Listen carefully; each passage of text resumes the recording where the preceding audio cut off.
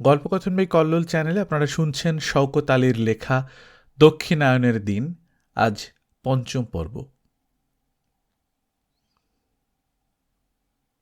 রাশেদ সাহেব যখন এমনই একটা বাজে অস্বস্তির মধ্যে ডুবে যাচ্ছেন, ঠিক সেই সময় এক সন্ধ্যাবেলা টেলিগ্রাম পেলেন, Parveen reaching 15th morning Sahana. Sahana? অবাক হলেন। কোন সাহানা? পরক্ষণে মনে পড়ল, সাহানা মেয়েকে ঢাকায় পড়তে পাঠাবার জন্য একটা চিঠি লিখেছিল বটে। তা এত শিগগির ঘটবে ব্যাপারটা তখন মনে হয়নি। যাক, স্বস্তির নিঃশ্বাস নিলেন একটুখানি। তবু বুলুর একজন সঙ্গী জুটবে। ভর্তি টর্তি হতে নিশ্চয়ই দেরি হবে কয়দিন, আর সে কদিন অন্তত বুলুর দিনরাতের একজন সঙ্গী হল। আর সেজন্য নিজেই পারভিনের থাকার জায়গা ঠিক করার ব্যাপারে উদ্যোগী হলেন।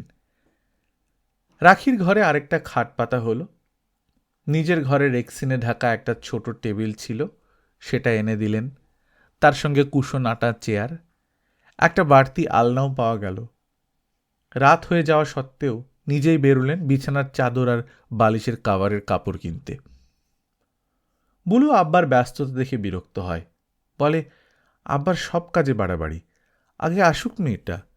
বাসায় কি বাড়তি বিছানা ছিল না? রাশেদ সাহেব হাসেন, তোরা তো জানিস না, দেখি শুনি। পারভিনের মা কেমন মেয়ে ছিল, সেকালের সিমলা পাবলিক স্কুলে পড়া মেয়ে। তখনকার দিনে যখন আমরা ভারিক্কি সংসারে হয়ে গিয়েছি, তখনও আমার মতো মানুষ ওর সঙ্গে কথা বলতে গিয়ে হিমশিম খেয়েছে। কি ফটাফট ইংরেজি বলতো, বাপরে!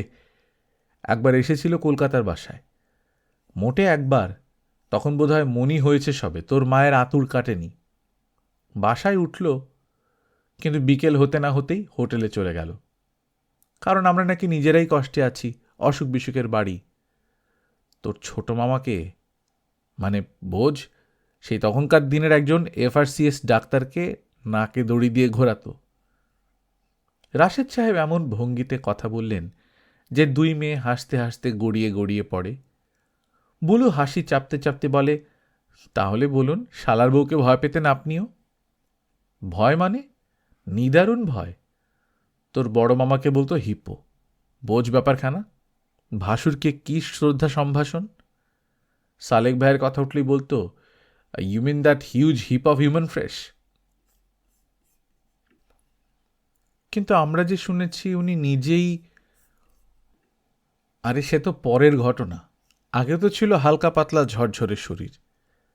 তারেক তো একবার দেখেই বিয়ে করবার জন্য পাগল হয়ে উঠেছিল। অমন সুন্দর চেহারা সহজে চোখে পড়ে না। মোটা হয়েছে তো পরে। শোকে দুঃখে ওর কি আর কিছু আছে? তোর মায়ের অসুখের সময় গিয়েছিল সেবার। তখন বেচারার চলাফেরা পর্যন্ত করতে কষ্ট হয়। আমাকে দেখে বলল, আমার কথা বলবেন না, আমি এখন কুমড়ো হয়ে গেছি। আর real round ripe cucumber. Cucumber মানে কি কুমড়ো? বুলুর সন্দেহ হয়। মানে দিয়ে কি হবে? ওর শব্দ বানাতো। ওর শব্দ শুনলে হাসতে হাসতে মরে যেত মানুষ। যদি কেউ জিজ্ঞেস করতো তোর মতো, কুকুম্বার মানে কুমড়ো নয় বুঝি? তাহলে that's a serious mistake. Ask the British to correct. এমন গম্ভীরভাবে বলতো যে কার সাধ্যি বোঝে ঠাট্টা করছে। আবার গলার স্বর বিষণ্ণ শুনে তখন দুই বোন। একটু এক্সেন্ট্রিক, কিন্তু ওর মন খুব ভালো। অত বড় জমিদার বংশের একমাত্র মেয়ে, 3টে বাচ্চা নিয়ে বিধবা হলো, কতই বা বয়স তখন। এরপরে এতগুলো বছর কাটিয়ে দিল, এদিকে দেশভাগ হয়ে এসে পড়ল এপারে, সব পড়ে থাকলো ওপারে। দেখাশোনার লোক নেই, বদলিতে যা পেল তার কতটুকু। আব্বাকে বিষণ্ণ হতে দেখে বুলু প্রসঙ্গ ফেরাতে চাইল, বলল, আব্বা, পারভিন নাকি ভীষণ খুঁতখুঁতে হয়েছে, কাপড় চোপড় দারুণ শৌখিন। কি জানি, হতেও পারে। রাশেদ সাহেবকে একটু চিন্তিত দেখায়, বললেন, হলে ওর মায়ের জন্যই হয়েছে। 3টে আয়া ছিল 3 বাচ্চার জন্যে, 5 বার পোশাক বদলানো হতো। স্ত্রীতে ভাঁজ থাকলে ধোপার 12টা বেজে যেত। অমন মায়ের মেয়ে পারভিন, ওর আর দোষ কি? স্টেশনে যেতে হলো রাখিকে। আব্বা যেতে চেয়েছিলেন, বুলু যেতে দেয়নি। বলেছে সকালে অফিস, স্টেশন থেকে ফিরেই তাড়াহুড়ো করবেন। কি দরকার, তার চাইতে রাখিই যাক। কিচ্ছু অসুবিধা হয়নি। সেকেন্ড ক্লাস কামরার দরজায় রিজার্ভেশন স্লিপে নাম লেখা ছিল। আঁটো সালোয়ার কামিজ পরনে, চোখে সানগ্লাস যে মেয়েটি কামরা থেকে নেমে এলো, তার দিকে যে কেউ চোখ তুলে তাকাবে। মেয়েটির পুষ্ট শরীরের রেখাগুলো পোশাকের আড়ালে থেকেও ভারী প্রখর। রাখি এগিয়ে গেল। পাবনা থেকে আসছেন? জি, আপনি? আমি রাখি, তুমি পারভিন না? ও রাখি আপা। প্ল্যাটফর্মের ভিড়ের মধ্যেই পারভিন রাখিকে জড়িয়ে ধরল দুহাতে। তুমি নিজে আসবে ভাবতেই পারিনি। ফুফাজান কেমন আছেন? বুবু, দুলা ভাই? ভালো, সবাই ভালো, চলো। পারভিনের পেছনে একটি ছেলে দাঁড়িয়েছিল। ছেলেটিকে কেমন চেনা চেনা লাগলো রাখির। পারভিন তার কাছ থেকে বিদায় নিয়ে নিল। আমার লোক এসে গেছে, মেনি থ্যাঙ্কস। ছেলেটি মুখ কালো করে চলে যাচ্ছিল। পারভিন থামালো। জাহিদ ভাই, পরিচয় করিয়ে দিই, ইনি আমার রাখি আপা। আর ইনি জাহিদ হাসান, MA শেষ করে ল পড়ছেন। রাখি হাত তুলে আদাব দিয়ে মৃদু হাসল। তারপর কুলির মাথায় মোট চাপিয়ে দুজনে ভিড় ঠেলতে ঠেলতে বাইরে বেরিয়ে এলো।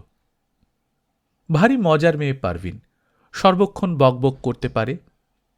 ফিল্মের কাগজের পাগল। ইংরেজি, বাংলা, উর্দু, হিন্দি সব রকম গান গাইল, গিটার বাজিয়ে শোনালো, কমিক দেখিয়ে হাসালো সবাইকে। আর থেকে থেকে আয়নার সামনে গিয়ে মুখ দেখল। এইসব করছে, কিন্তু মুখের বিরাম নেই। কথার ফুরোয় না মেয়ের। ইউনিভার্সিটিতে মেয়েরা কি কেউ সালোয়ার কামিজ পরে যায় না? টিচাররা কেমন, ভীষণ বদরাগী নাকি?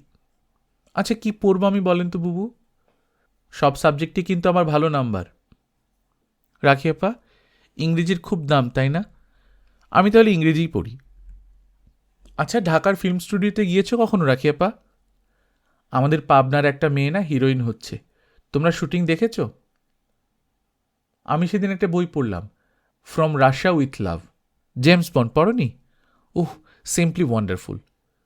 কি বললে, ভালো লাগে না তোমার? অমন বই কিন্তু হয় না। আম্মা আবার কবিতার ভক্ত, ব্রাউনিংয়ের কবিতা পড়তে বলেন। চত্ব সব রাবিশ। যতক্ষণ রাখি বাসায় ছিল ততক্ষণ এইসব শুনতে শুনতে তার প্রাণান্ত হল। বুবু এক সময় বলল, তুই কি বাড়ি থেকে এসেছিস না সোজা একেবারে হেমায়তপুরের হাসপাতাল থেকে?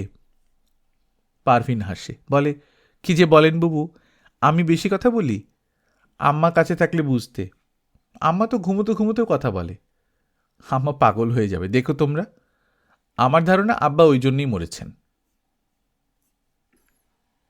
রাখি বুঝে উঠতে পারে না পারভিনার সাথে ভালো হলো না খারাপ। সে নিজেও কেমন একটা অস্থিরতা বোধ করছে। বুঝতে পারছে না কেন, কিন্তু স্বস্তি লাগছে না কিছুতেই।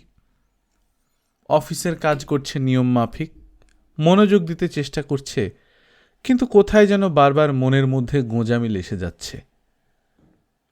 পুরনো প্রশ্নটা এখনো বারবার খোঁচায়, এই কি সে হতে চেয়েছিল? কখনো কি ভেবেছিল তাকে ট্রাভেল এজেন্সিতে কাজ করতে হবে? সামনে বসে প্রশ্ন করবে, আর তাকে জানাতে হবে সিডনি থেকে ক্যানবেরার দূরত্ব কতটুকু, এয়ার কানেকশন কি পরিমাণ খরচ পড়বে। ধরুন আমি যদি রোমে নেমে যাই, তারপর যদি বাই ল্যান্ড যেতে চাই, প্যারিসে 3 দিনের স্টপ ওভার ব্যবস্থা হবে কি? কায়রোতে কোন হোটেলে আপনারা থাকবার ব্যবস্থা করেন, স্যাভয় না হিলটন? বেরুটে এন্টারটেনমেন্টের কি ব্যবস্থা, নাইট ক্লাব ছাড়া? ঢাকা থেকে দার্জিলিং যেতে হলে কোন রাস্তায় যাব? কলকাতা হয়ে না ডাইরেক্ট ফ্লাইটের ব্যবস্থা আছে? মাথা খারাপ হয়ে যায়। 5টা-7টা এয়ারলাইনের নারী নক্ষত্র ঘাটতে হয়, 100 বার টেলিফোন তুলে বিরক্ত করতে হয় মাঝহার সাহেবকে। এদিকে আবার স্টেনোকে ডিকটেশন দিতে হয়। ডিকটেশন দিলে আবার টাইপ করা কাগজটা দেখতেও হয়। এক শব্দ বললে আরেক শব্দ টাইপ করে নিয়ে আসে। অ্যাংলো মেয়ে ইংরেজি উচ্চারণ শুধরে দিতে চেষ্টা করে, আর এই স্টেনো মেয়েটা যে তার পেছনে কেন লেগেছে বুঝতে পারে না। You mean situated? But I think I heard it saturated. অপমানে রাখির কান লাল হয়ে ওঠে। ওই ইতর বজ্জাতির শিক্ষা দিয়ে দিতে ইচ্ছে করে, কিন্তু শেষ পর্যন্ত কিছু বলে না, বলতে ইচ্ছা করে না। এইসব ঝামেলা এবং পরিশ্রমের মধ্যে থেকে থেকে প্রশ্নটা মনের ভেতর জেগে ওঠে, এই কি সে হতে চেয়েছিল? মনে মনে হাতড়ায়, খুঁজে পায় না। আসলেই তো সে কখনো কিছু হতে চায়নি। পড়াশোনার সময় মনে হতো সে রিসার্চ করবে, কখনো কখনো হয়তো শিক্ষকতা করবে ভাবত। কিন্তু এখন চিন্তা করে দেখে আগাগোড়া সবটাই ছেলে মানুষই। স্কুলে পড়বার সময় যেমন কখনো মনে হতো ডাক্তার হবে, কখনো মনে হতো নামকরা কবি হবে, আবার কখনো ভাবত নামকরা গায়িকা হবে। এও সেই রকমের ছেলে মানুষই কল্পনা। সত্যিকারভাবে কোনোদিন সে কিছুই হতে চায়নি। তাহলে এখন যে কাজটা সে করছে সেটাই বা মন্দ কি? কিন্তু এই যুক্তির ওপরও সে নির্ভর করতে পারে না।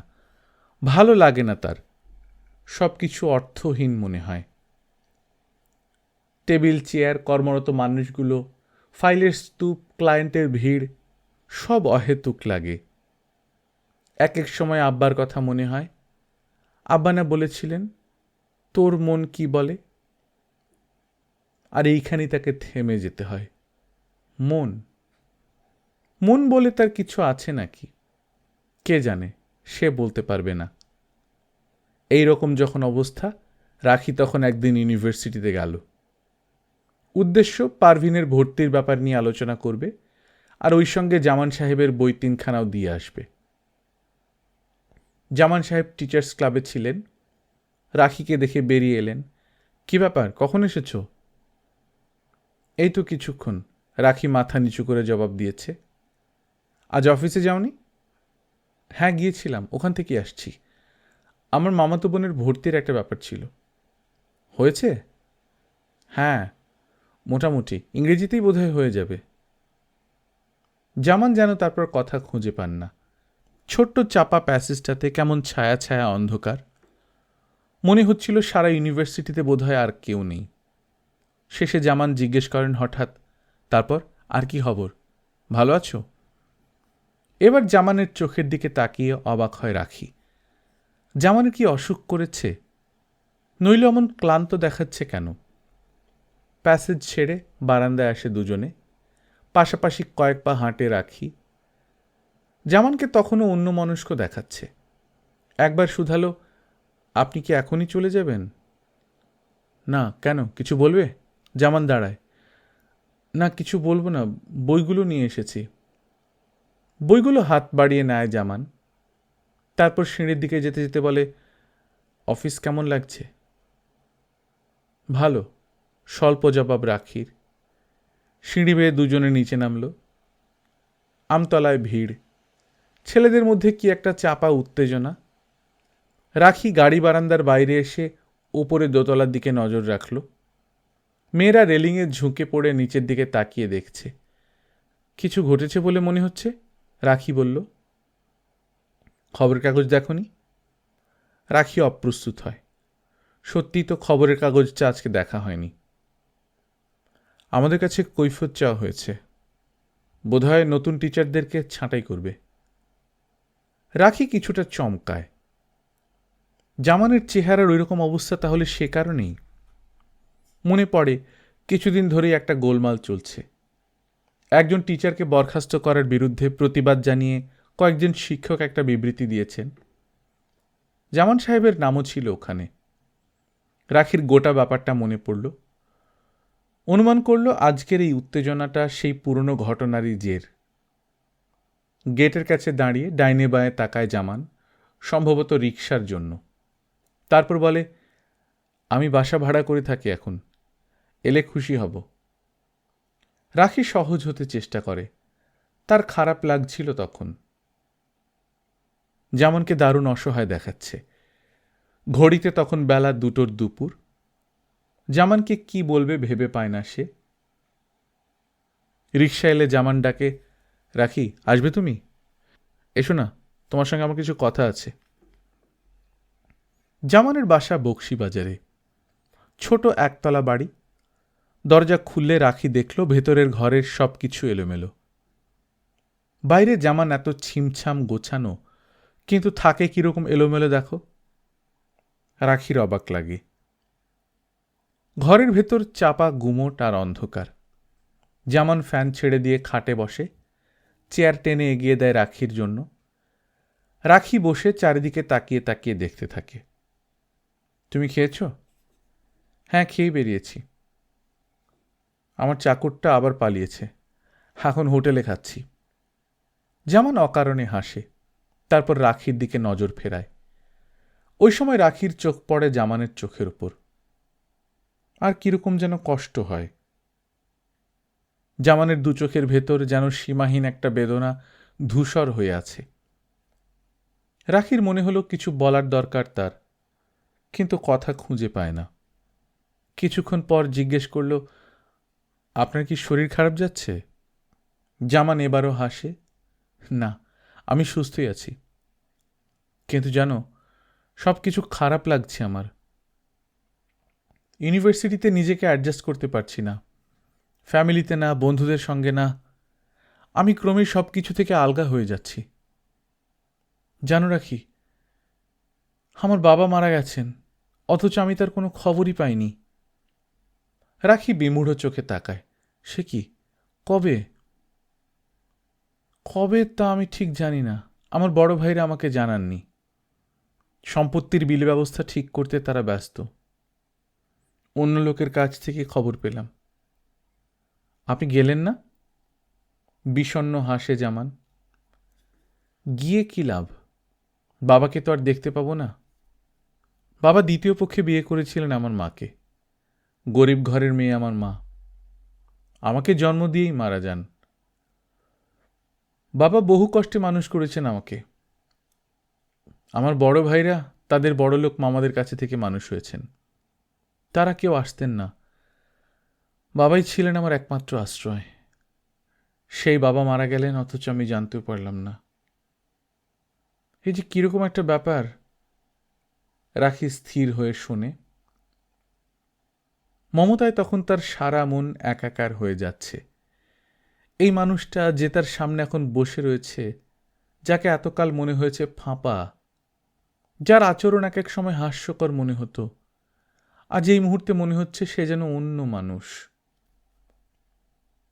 সেই বৃষ্টির দিনে যেমন দেখেছিল, আজ তার চাইতেও গভীর বলে মনে হচ্ছে। এই জামানকে সে চিনত না। ঘরের বিষণ্ণ মৃদু আলোয় মানুষটাকে ভারী আপন ভাবতে ইচ্ছে করল তার। মনে হলো যেন অসহায় একটা শিশু তার সামনে বসে আছে। আপনি তবু একবার যান, একবার হলেও আপনার যাওয়া উচিত। জামান মাথা নিচু করেছিল, ওই অবস্থাতেই মাথা নাড়াল। ধীরে ধীরে বলল, না, যাব না। জমি জমা সম্পত্তির কোনো দরকার নেই আমার। আমি এসব নিয়ে কি করব? এই পর্যন্তই বলে জামান। তারপর জানলার বাইরে তাকায়, শেষে ডাকে, রাখি, তোমাকে আমি অন্য কথা বলার জন্য ডেকেছি, শুনবে? রাখি কি বলবে? কেমন করে বলবে যে সে শুনবে না? সে চুপ করে থাকে। দেখে জামানের দু চোখে বিষাদের ওপারে কোথায় যেন একটুখানি আলোর উদ্ভাস জেগে উঠেছে। আজ নয়, বলে জামান। গত 2 বছর ধরে আমি কথাটা ভাবছি তোমাকে বলবো, কিন্তু বলা হয়নি। না বলার কারণ আমার নিজেরই অক্ষমতা। আমার নিজেরই ভেতরে পাপ ছিল। সব গ্লানি, সব অক্ষমতা অতিক্রম করে যখন তৈরি হলাম কথাটা তোমাকে জানাতে যাব, ঠিক তখনই শুনলাম তুমি চাকরি নিয়েছ। আমি জানি না নিজের ভবিষ্যৎ সম্বন্ধে তুমি কি ভেবে রেখেছ, আর আমার সম্পর্কে বা তোমার ধারণা কি। তবু বলছি, যখন আমি পৃথিবীতে একা, নিঃসঙ্গ আমার ভবিষ্যৎ, কোথাও কেউ নেই আমার, তখনই কথাটা তোমায় বলতে হচ্ছে রাখি, আমি তোমাকে ভালোবাসি। রাখি চমকালো না। জামানের চোখের কোণে তখনও পানি চিকচিক করছে। রাখি দেখে জামান তার হাত দুখানা নিজের হাতে তুলে নিয়েছে। আঙুলগুলোর দিকে তাকিয়ে দেখতে দেখতে নিজের গাল ছোঁয়াচ্ছে রাখির হাতের পিঠে। তুমি ছাড়া আমার কেউ নেই রাখি, বিশ্বাস করো, কেউ নেই। যেন অন্য কোনো লোক থেকে ভেসে আসা কণ্ঠস্বর, অন্য কোনো বিষাদময় নিঃশব্দতার ওপার থেকে, অন্য কোনো আলো কিংবা অন্ধকার থেকে ভেসে আসা কথা। সামনে বসে থাকা মানুষটি নয় যেন। রাখি আরেকবার শুনে, এই কথাটি বলবার জন্য আমি নিজেকে অনেক চেষ্টায় তৈরি করেছি রাখি, অনেক পাপ থেকে পরিশুদ্ধ হবার চেষ্টা করেছি, তুমি বিশ্বাস করো? রাখির কিছুই বলবার নেই তখন। তার বুকের ভেতর কিরকম একটা কষ্ট যেন উদ্বেল হয়ে উঠেছে। মনে হচ্ছে তার সামনে একটি অসহায় শিশু আর্তনাদ করে কাঁদছে। কেমন করে যে জানে না, সে জামানের চুল ভর্তি মাথার উপর একটা হাত রাখে। একবার মনে হয় জামান নয়, এ যেন মণি ভাই। শেষের দিকে যেমন ঘরের ভেতর অসহায় হয়ে ছটফট করত, ঘুমতো না, তখন রাখি তার মাথায় হাত বুলিয়ে দিয়েছে। আজ এই মুহূর্তে সেই রকম মনে হয় তার। মনে হয় জামান যেন জন্ম জন্মের চেনা। তারপর জামান যখন আবেগ কাটিয়ে মুখ ঘুরিয়ে বাইরের দিকে তাকিয়ে চুপ করে বসেছে, তখন রাখি কথা বলল। হ্যাঁ, বলল। ভাবতে পারেনি যে বলতে পারবে, তবু বলল, এভাবে কষ্ট পাও কেন? সহজ হও একটু, মানুষকে বেঁচে থাকতে হবে তো। জামান কিছু বলে না, উঠে দাঁড়ায়, রাখির মুখের দিকে ভীরু চোখে তাকিয়ে একবার দেখে, তারপর চুপচাপ রাখির দিকে তাকিয়ে অনেকক্ষণ পর জামান জিজ্ঞেস করে, কই, তুমি তো কিছু বললে না? কি বলবো? আমি তো জানতাম তুমি কি বলবে। জানতে? হ্যাঁ। রাখি মাথা নিচু করে অস্পষ্ট মাথা নাড়ায়। কিন্তু আমি কখনো বুঝতে পারিনি। এতক্ষণ পর এই প্রথম জামানের মুখ উজ্জ্বল দেখালো। বলল, তবু এতদিনে প্রথম আমার ঘরে এলে? হ্যাঁ। রাখি বিচিত্র হাসে, তারপর প্রসঙ্গ ফেরায়। বলে, আচ্ছা, এবার অন্য কথা হোক। ইউনিভার্সিটিতে টিচারদের উপর কৈফিয়ত তলবের ব্যাপারটা কি? আর বলো না, কর্তাদের বুদ্ধি। তাদের ধারণা আমরাই ছেলেদের খেপাচ্ছি, তাই কিছুটা শায়েস্তা করবার জন্য এই ব্যবস্থা। কি মনে হয়, ক্ষতি হবে কিছু? রাখিকে কিছুটা চিন্তিত দেখায়। কিছু বলা যায় না, কারো কারো চাকরি নিয়ে টানাটানি হতে পারে। রাখি কিছুক্ষণ চুপচাপ থেকে উঠে দাঁড়ায়, তারপর চারদিকে তাকিয়ে বলে, চিন্তা করে কী লাভ, যা হবার হবে। আর ঘরের এই অবস্থা কেন? বাইরে এত ঝকঝকে পরিষ্কার, ভেতরে এমন এলোমেলো আর নোংরা। জামান বিব্রত হয় কিছুটা, তারপর বলে, পরের বার এসো, দেখবে সব গোছানো থাকবে। রাখি রাস্তায় নামলো বিকেল 4টারও পরে, আর রাস্তায় নেমে বারবার নিজেকে শুধালো, এ কি হলো? এই কি আমি চেয়েছিলাম? আমার জীবনে কি তাহলে প্রেম এলো? আমি কখনো যা ভাবিনি তাই হতে যাচ্ছে, নাকি ভেবেছিলাম? নিজেকে জিজ্ঞেস করে জবাব পায় না রাখি, সে জানে না। তারপর ফের মনে হয় নিশ্চয়ই সে ভেবেছিল, নইলে ওই মুহূর্তে কেন জামানের জন্য তার কান্না পাচ্ছিল। রাখি ফেরার পথে আকাশের দিকে তাকায়। অক্টোবর শেষ হয়ে আসছে। জামানের কথাগুলো স্মরণে আনতে চায়, তার মুখটা মনে আনতে চেষ্টা করে, কিন্তু বারবার তার মনের ভেতরটা এলোমেলো হয়ে যেতে থাকে। শেষে একসময় সব দ্বিধা সে ঝেড়ে ফেলতে চাইল। ভাবল, বেশ তো, অধ্যাপক স্বামী, মন্দ কি? বিয়ে যদি হয় তাহলে ভালোই। একদিন না একদিন সবাইকে তো বিয়ে করতেই হয়, বরং ব্যাপারটা তাড়াতাড়ি চুকে গেলেই সে বাঁচে। হাসান ফিরে এসেছে, কিন্তু নিশ্চিন্ত হয়ে ফিরতে পারেনি। খলিল চৌধুরীর সঙ্গে দেখা হবে কল্পনাও করেনি। সে যে বিদেশে পালিয়ে ইতিমধ্যে বিদেশি ফার্মের একজন বড় কর্তা হয়ে উঠেছে, তা কে জানত?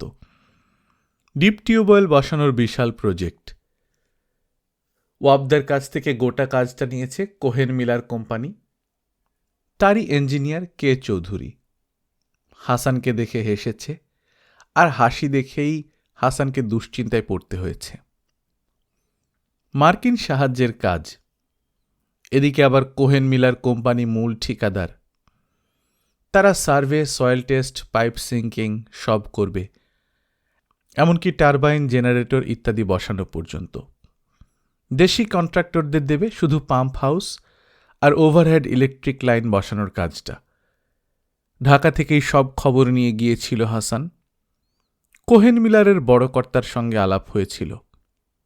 ফোরম্যান, সুপারভাইজার সবারই সঙ্গে সে দেখা করে গিয়েছিল। ওদের মুখেই চৌধুরী নামটা প্রথম শোনে। কিন্তু সে চৌধুরী যে একেবারে খলিল চৌধুরী হবে ভাবতে পারেনি। তখনও চৌধুরী এসে পৌঁছায়নি। ফোরম্যান গিয়োভানি বলেছিল, কাজটা বোধহয় তোমরাই পাবে, তবে সবকিছু ঠিক করবে চৌধুরী। সে এখন লেবাননে। রাজপুতানায় আমরা যে কাজটা করছি সেটা দেখে তবে সে এখানে আসবে। সামনের মাস নাগাদ অপেক্ষা করো। আমাদের সঙ্গে দেখা করে কোনো লাভ নেই। চৌধুরী এখানকার লোক। কারা এখানকার জেনুইন লোক সেটা তারই বুঝবার কথা। হাসান খলিল চৌধুরীকে দেখে একবার ভেবেছিল ফিরে চলে যায়। বহুদিনের পুরনো প্রতিদ্বন্দ্বী খলিল। কলেজে দুজনের মধ্যে প্রতিদ্বন্দ্বিতা ছিল। চাকরিতেও কম রেশারেশি ছিল না। শেষ পর্যন্ত প্রমোশন হয়েছিল হাসানের, এবং সে খলিলের সুপারিশ করা একটা বিল আটকে দিয়ে অ্যান্টি কারাপশনকে লেলিয়ে দেয়। আর তাতে ভয় পেয়ে খলিল দেশ ছেড়ে পালায়। সেই খলিল চৌধুরীর কাছে উমেদার হয়ে যেতে হবে এখন। প্রথমটা হাসান বিমূঢ় হয়ে পড়েছিল। কি করবে ভেবে পাচ্ছিল না। তার নতুন ফার্মের প্রথম কাজ পেতে যাচ্ছে সে। এই অবস্থায় ব্যক্তিগত মান সম্মানের ব্যাপারটা সে দেখবে না। শেষ পর্যন্ত এই সিদ্ধান্ত তাকে নিতে হয়েছিল। তার কেমন আশা ছিল খলিল তাকে একেবারে খালি হাতে ফিরিয়ে দেবে না। হয়েছিল তাই। পরে যখন আসল আলাপ হল, তখন ফোরম্যান গিয়োভান্নি আর প্রজেক্ট সুপারভাইজার মার্ভিন দুজনের সামনেই খলিল তাকে জানালো, এত বড় একটা কাজ শুধু একটা ফার্মকে আমরা দিতে পারি না। যদিও ডেল্টা কর্পোরেশনের কোটেশন আমাদের কাছে গ্রহণযোগ্য বলেই বিবেচিত হয়েছে। আমাদের ধারণা কিছু কিছু কাজ লোকাল ফার্মকে দিতেই হবে। লোকাল কোঅপারেশন না পাওয়া গেলে কাজের ভীষণ অসুবিধে। দুই পক্ষের সুবিধের জন্য আমাদের এটা করতে হচ্ছে। কেননা ডেল্টার কোনো ব্রিকফিল্ড নেই, কিংবা নিজস্ব ফরেস্টও নেই। এখানে লোকাল ফার্মগুলো যদি ব্রিক সাপ্লাই না দেয় কিংবা টিম্বার লগ বিক্রি করতে না চায়। খলিল চৌধুরীর বক্তৃতা শুনে পিত্তি জ্বলে যাচ্ছিল হাসানের। খলিল ডাঁটের সঙ্গে বক্তৃতা করে যাচ্ছিল, আর বেকুব অধস্তন কর্মচারীদের মতো হাসানকে তাই শুনতে হচ্ছিল। কোনো উপায় ছিল না তার। হাসান তবু শেষ চেষ্টা করে দেখতে চেয়েছে। সুপারভাইজারকে সে চেপে ধরেছিল। মিস ইভান্সকে বেশ কয়েকদিন পাঠিয়েছে তার কাছে। প্রত্যেক দিন কাঁড়ি কাঁড়ি টাকা তুলে দিচ্ছিল কেটির হাতে। শেষে তেঁতুলিয়া ডাকবাংলোতে মার্ভিন কেটির সঙ্গে উইকেন্ড করে আসবার পর কিছুটা আশার আলো দেখতে পেয়েছে হাসান। কিন্তু খলিল তখনও অটল, একেবারে বরিশালী গুঁ। আর সেই জন্যে হাসানকে আশেপাশের জায়গাগুলো চষে বেড়াতে হয়েছে কয়েকদিন। স্থানীয় ঠিকাদারদের সঙ্গে কন্ট্রাক্ট করতে হয়েছে। সেই কন্ট্রাক্ট দেখিয়ে তবে সে কাজটা আদায় করতে পারল। কিন্তু সেখানেই শেষ নয়। প্রথমে তার পক্ষে যে টাকা ঢালা সম্ভব তার পরিমাণ প্রয়োজনের তুলনায় কিছু নয়। কোহেন মিলার যদি নিয়মিত টাকা না দেয় তাহলে তাকে চিরকালের জন্য ডুবতে হবে। তাই হাসান ৬ লাখ টাকার কন্ট্রাক্ট সই করে ফিরে এসেছে, কিন্তু নিশ্চিন্ত হতে পারেনি। ঢাকায় ফেরা অবধি সে কেবলই ছোটাছুটি করেছে। ব্যাংকগুলোর দুয়ারে দুয়ারে ধর্ণা দিল, পার্টনারদের কাছে আরও বেশি টাকার জন্য পীড়াপিড়ি করল, আর দিনের পর দিন সকাল বিকাল কোহেন মিলারের কর্তাদের সঙ্গে দেখা করতে লাগল। তাছাড়া আর কোনো পথ নেই তার। হাসান এক এক সময় ক্লান্তি বোধ করে, ভাবে ছেড়ে দেবে কাজটা, কিন্তু শেষ পর্যন্ত পারে না, লেগেই থাকতে হয়। ভেবে দেখেছে কোনো পথ নেই এড়িয়ে যাবার। সমৃদ্ধির পথ ওই একটাই। বহু ঠেকে সে শিখেছে টাকাই হলো জীবনের সারবস্তু। এক এক সময় আক্ষেপ করে সে চারদিকের অবস্থা দেখে। অতি তৃতীয় শ্রেণীর মূর্খ লোক দেখতে দেখতে ফুলে ফেঁপে উঠেছে। অর্থবান মূর্খ লোকেরাই সর্বত্র সম্মান পাচ্ছে, তাদেরই দাপট। তার সহপাঠী বন্ধুরা কতজন চাকরিতে না ঢুকে ব্যবসা আরম্ভ করে এখন 10-12খানা করে বাড়ির মালিক, 4-5খানা করে মোটর গাড়ি চালায় ছেলে মেয়ে বউ মিলে। কেউ কেউ বড় বড় ইন্ডাস্ট্রিতে গিয়ে এখন কোটিপতি। শুধু সেই মিছিমিছি সময় নষ্ট করেছে এতকাল চাকরি করে। আর কে না জানে যে ব্যবসা করতে গেলে বহু রকমের পরিস্থিতি মোকাবেলা করতে হয়, এও সেই রকমেরই একটা খারাপ পরিস্থিতি। এক এক সময় হাসান কোহেন মিলার কিংবা খলিল চৌধুরীর সঙ্গে তার বর্তমান ত্রিশঙ্ক অবস্থাটাকে ব্যবসাগত খারাপ পরিস্থিতি বলে বিচার করতে চেয়েছে। ব্যবসার উঠতি পড়তি আছে, হয়তো এখন তার পড়তির সময় যাচ্ছে, কে জানে। পরের বার যে কাজে হাত দেবে সেটাই হয়তো সহজ, সুন্দর এবং লাভজনক কাজ হবে। যদি তা না হয় তাহলেও ঘাবড়ে গিয়ে কোনো লাভ নেই। ব্যবসাকে ব্যবসার মতোই দেখতে হবে, টাকাটাই সেখানে আসল বস্তু। আজ যদি তার ফার্ম বড় হতো তাহলে খলিল তাকে এইভাবে উপেক্ষা দেখিয়ে অপমান করার সাহস পেত না। এইভাবেই হাসান ক্রমে ক্রমে ব্যাপারটা মানিয়ে নিতে চেষ্টা করল, কিন্তু তবু দুশ্চিন্তা যায় না। এক একবার মনে করে সোজা খলিলের সঙ্গে গিয়ে আলাপ করবে, যদি তেমন বোঝে তাহলে খলিলের হাতে পয়সা দিয়ে আসবে। কিন্তু শেষ পর্যন্ত সাহসে কুলোয় না। খলিলকে বিশ্বাস করার মতো কারণ খুঁজে পায় না সে। খলিল যদি তাকে ফিরিয়ে দেয় তাহলে লজ্জা তো লজ্জা, অন্যদিকে বিপদও হতে পারে। সুতরাং এইসব 7-5 চিন্তায় উদ্বিগ্ন থেকে হাসান দিনের পর দিন কোহেন মিলারের হেড অফিসে ঘোরাঘুরি করছিল। ওদিকে অবশ্যই ওর শক্ত ব্যবস্থা আছে। সাইটে সে 2জন ওভারসিয়ার আর একজন ইঞ্জিনিয়ার রেখে এসেছে। নিয়মিত খবর নিচ্ছে খলিল চৌধুরী আবার নতুন কোনো ঝামেলা বাধায় কিনা। এইরকম অনিশ্চিত অবস্থার মধ্যেও প্রথম কিস্তি আগাম টাকার জন্য অনুরোধ করতেই অপ্রত্যাশিতভাবে টাকাটা পেয়ে গেল। 20,000 টাকা প্রথমেই দেবে, কোনো কাজ না দেখেই। এতটা সে আশা করেনি। টাকাটা সহজেই পেয়ে যাওয়াতে সে একদিন খলিলকে ধন্যবাদ জানাতে গেল। খলিলের ভিন্ন মূর্তি তখন বলে ফেলল, পুরনো কথা আমি মনে রাখিনি, কন্ট্রাক্ট তুমি এমনিই পেতে, টাকাও। কিন্তু মেয়ে ছেলে টাকা এইসব ঘুষ দিয়ে ভালো করনি, ওতে বিদেশিদের কাছে মাথা হেঁট হয়ে যায়, এসব আর করো না। খলিলের কথা শুনে বেকুবের মতো হেসেছে কিছুক্ষণ হাসান। খলিল তো জানে না এদেশে কত ধানে কত চাল। সে খলিলের কথা গায়ে মাখেনি, যেন জানত এ ধরনের কথা তাকে শুনতে হবে, আর সেজন্য তাকে তৈরিও থাকতে হবে। খলিল না হোক কেউ না কেউ এ ধরনের কথা তাকে বলতই। হাসান পার্টনারদের সঙ্গে পরামর্শ করে পুরো টাকাটাই সাইটে পাঠিয়ে দিল। এবার কিছুটা স্বস্তি। বাসায় ফিরে হাসান যেন চারিদিকে তাকিয়ে দেখার অবসর পেল। দেখে তার স্ত্রী কেমন যেন নিরুত্তাপ, যেন গুটিয়ে নিয়েছে নিজেকে। গোটা বাড়িটা অদ্ভুত রকমের নিষ্প্রভ। রাশেদ সাহেবের কোনো সাড়া নেই। মনে হলো রাখি বোধহয় এ বাড়িতে থাকে না। মাঝে মধ্যে পারভিনের অস্তিত্বটা টের পাওয়া যায় শুধু। যথারীতি খাওয়া দাওয়া সেরে শুতে গেল। লক্ষ্য করল বুলু তখনও ঘরে আসেনি। দেখে বুলু বারান্দায় দাঁড়িয়ে। উঠে গিয়ে বুলুর পাশে দাঁড়ায়, জিজ্ঞেস করে, শোবে না? বুলু মুখ ফেরায় না, শান্ত গলায় বলে, তুমি শো, আমার ঘুম পাচ্ছে না। হাসানের বিরক্তি লাগে, কিন্তু কিছু বলে না। একইভাবে কিছুক্ষণ দাঁড়িয়ে থেকে শেষে একসময় জানায়, শুনেছ বোধহয় শেষ পর্যন্ত টাকাটা পাওয়া গেল। ভালো। এবারও মুখ ফেরায় না বুলু। দেখো, এসবের কোনো মানে হয় না। হাসান নিজের বিরক্তি চাপতে না পেরে বলে। কোন সবের?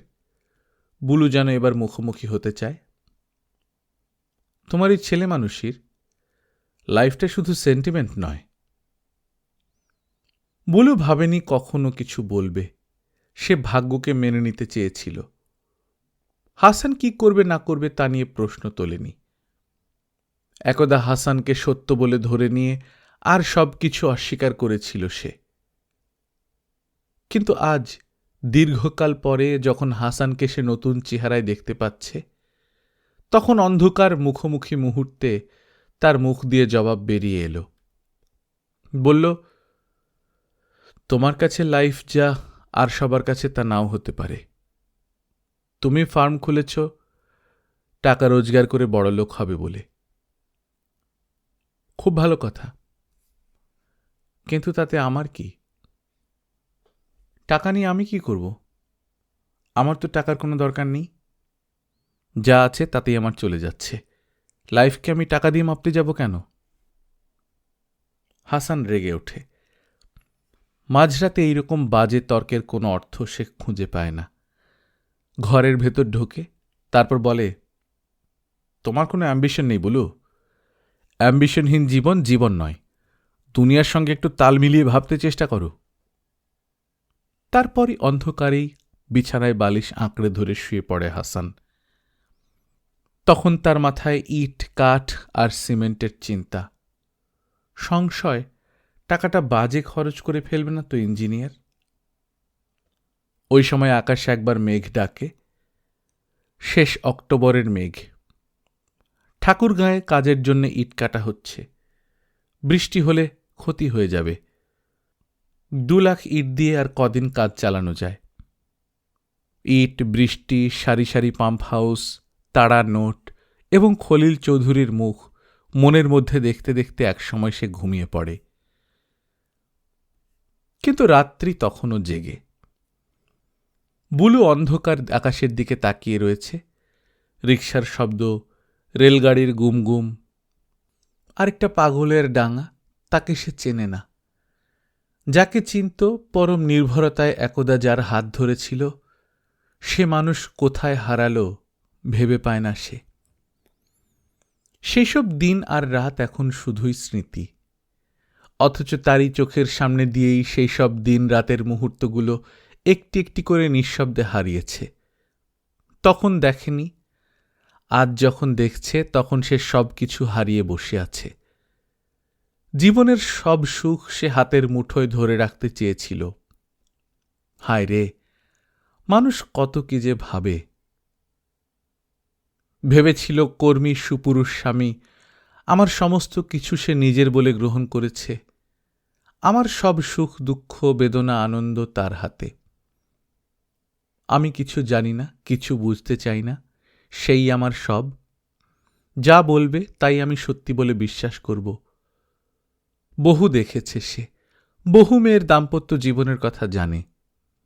স্বামী স্ত্রীর ঝগড়া চিরকাল তার কাছে অশ্লীল বলে মনে হয়েছে। সন্তান এসেও এলো না, তবু সে নিজেকে হারিয়ে ফেলেনি। মানিয়ে চলতে চেয়েছে সর্বক্ষণ। শুধু এইটুকু সাধ, শান্তি থাক জীবনে। স্বামীকে নিয়ে শান্তি, স্বামীকে সত্য বলে জেনে শান্তি, স্বামীর ভালোবাসা পেয়ে শান্তি। কিন্তু এ কোন শান্তি আসছে তার জীবনে? সে দিনের পর দিন একাকী আজকাল। এই নিঃসঙ্গতার ক্লান্তিতে সে হাঁপিয়ে উঠেছে। এইরকম অন্ধকার রাত্রি আর তারাদের ঝিকিমিকি আরও কতকাল তাকে দেখতে হবে? দিন রাতের শত কাজ, শত কোলাহল থেকে নিজেকে যখন সে ছাড়িয়ে আনে, তখন আর তার মুখোমুখি কেউ নেই। বুলু কাঁদতে গিয়েও কাঁদতে পারে না। মুখ নেই তার, কার কাছে গিয়ে কাঁদবে সে? জীবনকে তো নিজের হাতে তুলে নিয়েছিল সে। নিজের হাতে তিল তিল করে সুখের প্রাসাদ গড়তে চেয়েছিল। কিন্তু এখন এই কোন সুখের প্রাসাদ গড়ে উঠেছে তার? পায়ে পায়ে বারান্দায় এধার থেকে ওধারের নিঃশব্দে সে হাঁটে। একবার নিজের ঘরের কাছে গিয়ে দাঁড়ায়, একবার আব্বার ঘরের দরজার কাছে। আব্বা সম্ভবত আজ জেনেছেন, নিজের কানে শুনেছেন সব কথা। কিছুদিন থেকেই আব্বা তার মুখের দিকে তাকিয়ে দেখছেন। মাঝে মাঝেই মনে হয় কিছু বোধহয় জিজ্ঞেস করবেন। বুলু আব্বার সেই দৃষ্টিকে ভয় পেয়েছে। বারবার সে আব্বাকে এড়িয়ে গিয়েছে। কিন্তু এবার সে নিজেকে কোথায় লুকোবে? অন্ধকার রাতের মুখোমুখি হয়ে বুলু সেদিন শুধু দিশেহারা হল। রাখি ড্রেসিং টেবিলের সামনে বসে মুখে পাউডারের পাফ বুলোচ্ছিল। হঠাৎ চোখ পড়ল আয়নাতে। দেখে পারভিন তার দিকে তাকিয়ে আছে। মুখ ফিরিয়ে হাসল রাখি। কিরে, কি দেখছিস? পারভিন পাল্টা হাসে, বলে, তোমাকে। বাহ, কেন? আমার কি শিং গজিয়েছে নাকি ল্যাজ দেখা যাচ্ছে? পারভিন চোখ নামায় না, বলে, রাখিয়াপা, যা সুন্দর হয়েছ না তুমি, আমারই মুন্ডু ঘুরে যাচ্ছে। রাখি রাগে, যা ফাজিল মেয়ে, এই তোর পড়াশোনা হচ্ছে ঢাকায় এসে? পারভিন আবার বইয়ের পাতায় নজর বোলায়। আচ্ছা রাখিয়াপ্পা, মুখ না তুলেই পারভিন জিজ্ঞেস করে, তুমি নাকি দারুণ গম্ভীর মেয়ে? কেন হঠাৎ এই প্রশ্ন? অনার্সের একটা মেয়ে বলছিল, তুমি নাকি কাউকে কখনো পাত্তা দাওনি, ইয়াং টিচাররা পর্যন্ত তোমার কাছে ঘেঁষতে সাহস করত না। রাখি পারভিনের প্রশ্নের জবাব না দিয়ে ধমকায়, ইউনিভার্সিটিতে গিয়ে এসব নিয়ে থাকো তুমি? বাহ, আমি কি করব, তোমার সম্বন্ধে ওই কথাই তোরা বলল। সত্যি নাকি রাখিয়াপা? কে জানে, আমি তো কিছু জানি না। একটু থেমে পারভিন আবার বলে, আজ কি কোথাও যাবে টাবে? মানে? You look so gorgeous. তুই ভারী ফাজিল হয়েছিস পারভিন। আচ্ছা বাপু, আর কিছু বলবো না, আমি এখন ফেরারি কুইনের পাল্লায় পড়েছি। রাখি অলক্ষ্যে আরেকবার আয়নার দিকে তাকায়। পারভিন কেন বলল ও কথা? দেখে সে নিজেকেই। কপাল, ভ্রু, চোখ, ঠোঁট দুটি, চিবুক, গ্রীবা, বাহু, বুক, তারপর শাড়ির লীলা বিস্তার। হ্যাঁ, হঠাৎ নিজেরই অলক্ষ্যে যেন তাকিয়ে থাকতে ইচ্ছে করে। এ কে? এই কি আমি? চোখ নামায় রাখি। গোপন লজ্জা আর কাঁপা কাঁপা অদ্ভুত অনুভূতিতে সারা মন আচ্ছন্ন হয়ে যায়। সরে আসে আয়নার সামনে থেকে। সে এমন করে সেজেছে কেন আজ? গতকাল সেজান ফোন করে জানিয়ে রেখেছে আজ দেখা করতে আসবে, সেই জন্যে? সেজানের কথা মনে পড়তেই নিজের উপর রাগ হয়।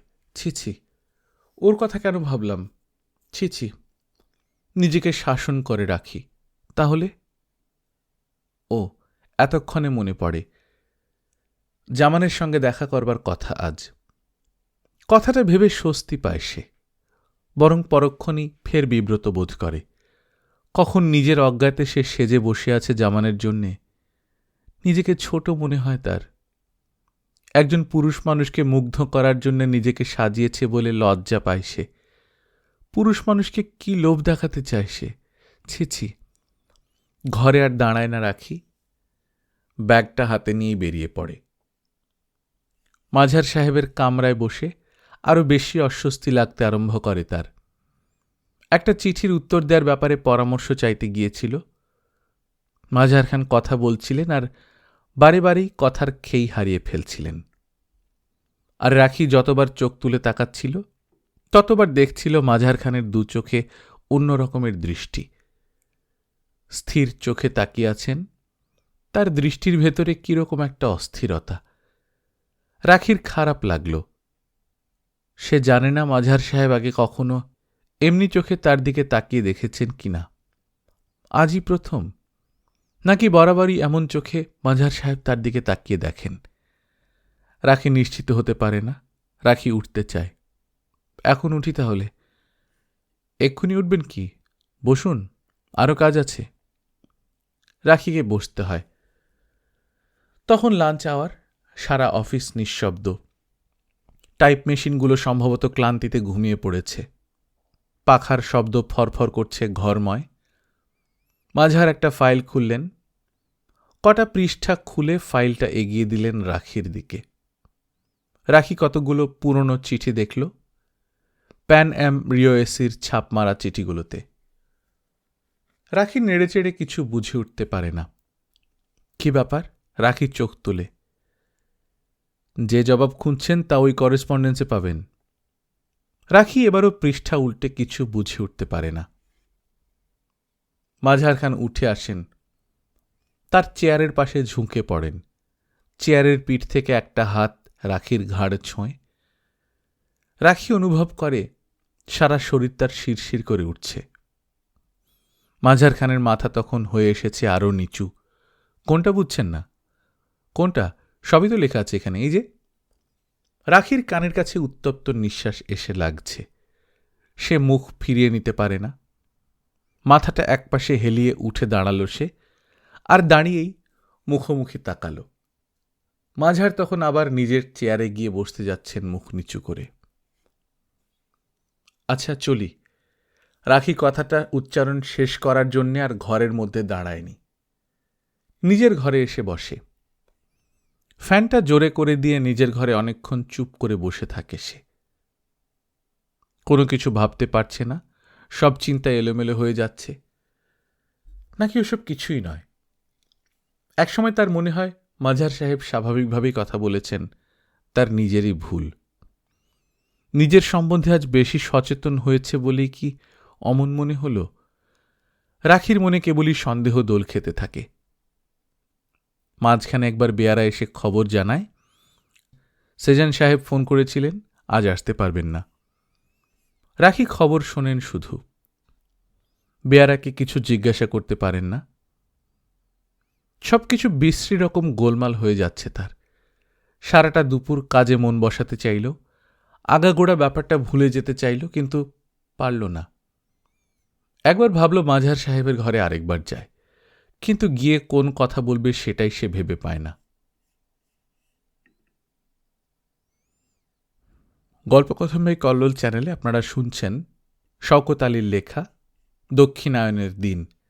আজ পঞ্চম পর্ব। আমরা নিয়মিত গল্প পাঠ করে শোনাচ্ছি। আপনারা যারা প্রথমবার মতো শুনছেন কাইন্ডলি সাবস্ক্রাইব করে নেবেন। গল্প পাঠ ভালো লাগলে বন্ধুদের সঙ্গে শেয়ার করবেন। নিজে ভালো থাকবেন, আশপাশের লোকজনকে ভালো রাখবেন। টাটা।